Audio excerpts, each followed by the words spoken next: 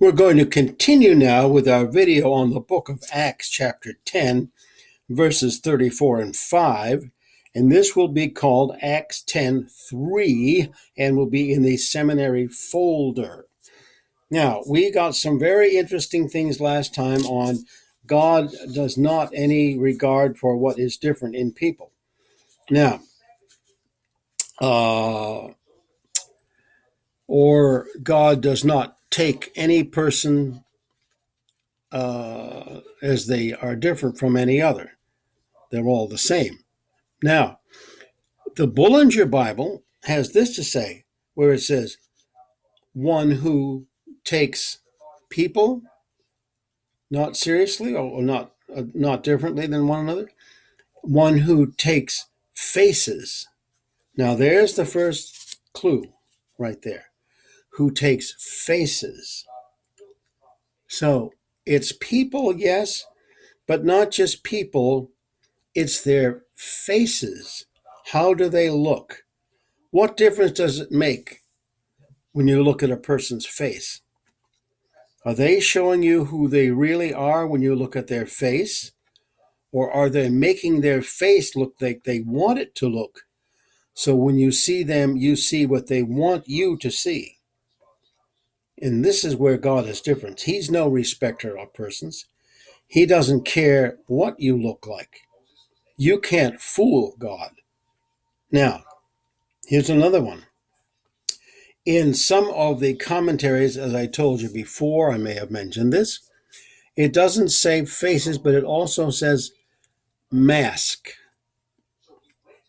Now, that's even deeper than how's your face? Does that mean what mask are you wearing? What is a mask? And what does a mask do? Now, we have this book here by Norman O. Brown, Love's Body, which is probably one of the most psychologically deep and difficult books to read,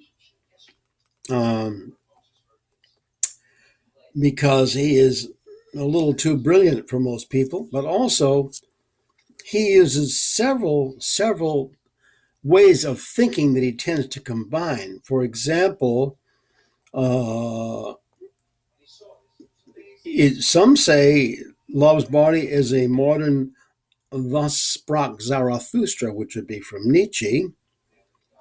For example, he is with Nietzsche, Carlyle, D.H. Lawrence, and of all, Emerson, and of course, Sigmund Freud. He has a lot to do with Sigmund Freud in here more than any other psychologist. He doesn't use Jung or any psychologist other than Freud for most of what he has done in here. And he reopens Freud in a way you won't see it in other places. Now, I have kept a little spot in this book. As you can see here, I have several places in this book, but this I have kept. Now, one thing about O. Brown's book, and you may know this before, Norman O. Brown's book, is when he writes his text, he will have references below them, as you can see with this text right here. These are references that he has below, and it gives you some sources that he used, and then you can also go to those books if you have them, or you can look them up. Now, this was a great influence to me, where I learned about some writers I had never even learned about or thought of before. So, what we are going to do next is begin with Norman O. Brown's book. I'll read you one short sentence. Some capital texts in the New Testament tell us that God is no respecter of persons. And then he gives the actual Greek word.